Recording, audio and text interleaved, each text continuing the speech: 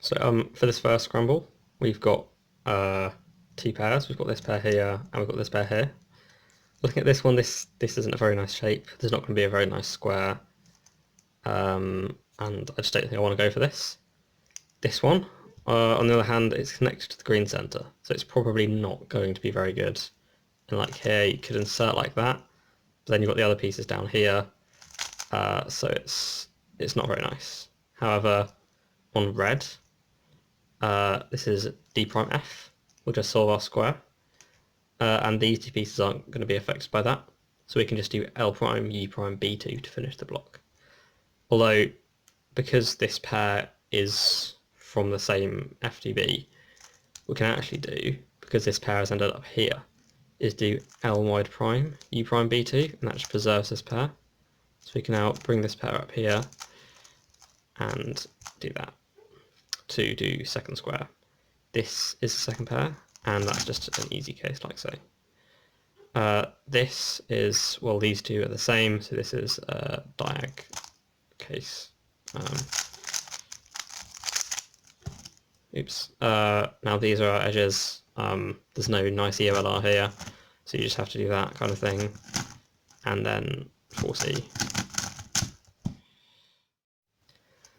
So scramble number 2, again, it has two pairs. We've got one pair here and one pair here. This pair isn't great, because in order to make the square, we'd have to do L prime, F2, D prime for this angle. And you can see that these two pieces here aren't going to be in a great position. This edge is going to, well, the corner is going to be trapped in DBR, which we just don't want to deal with. There's two options here, but as you can see, the blue edge, like this kind of shape isn't very nice. I mean, we could hold it from this angle and do B prime to bring the, sorry, wrong angle. From here we could do B prime to bring the pair to here, and then D2, B2. It doesn't affect this pair, and this pair isn't awful, but it's not really great. On the other hand, here, with orange, yes, DLF2 isn't fantastic, but as you can see, it doesn't affect this corner, and this edge comes down to here, so these two pieces are actually just one move away from being paired up. So if I actually do it from this angle, so I'll do B prime L, then as well as doing the F2, or from this angle D2, I can actually do a U2, and this pairs up these two pieces. And do L, B2 like that. Before the B2, I can see this corner here, so this edge, and then after the B2, these two pieces are paired up. So if I just do an U prime before the L wide, I can then preserve this pair, and then I insert this as if it was DR, and then finish the square like so. This is the last pair, and you just do it like that. This is diag 2, you can tell because these two are opposites, and this does not match either of those two. So here we've got a 3-1 case, and the other edges are here, so this is actually just a 3-move EOLR. In fact, it's a 3-move EOLR B, so I can do that. And then just 4C. On scramble 3, we only have this one pair. There's nothing else. The green square isn't looking good because this edge is flipped. The orange one, however, isn't bad, because you can see here this is like it's one move away. So we can actually do D prime L wide D to solve that. But looking at this pair as well, which we could influence, we could either do an F prime here, or what we could do is if we insert a U move in our square solution, and these remain one move away from being paired up. So I can then solve these like so. And notice the finger tricks I'm using here. I do F and then I hold the cube with these fingers, and then I do the U prime with the middle and then F like that. For second block, I've noticed this is my DL edge, and I've noticed that these two are the corners I need, but I don't know where the edges are. I didn't see them during my block. The first block, that is, could be this edge, could be this edge, could be this edge. I'm just going to do what I see first. So as I start to solve this, I see, okay, this is a pair, so I'll do this.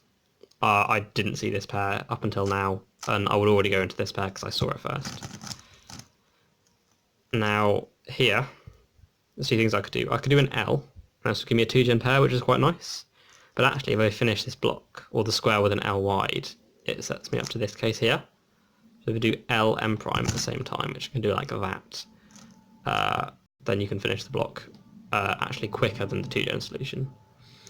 This here, we've got these opposite and these are the same, so this is F sexy F prime. However, that would flip these two pieces, and that would give me a 6 flip.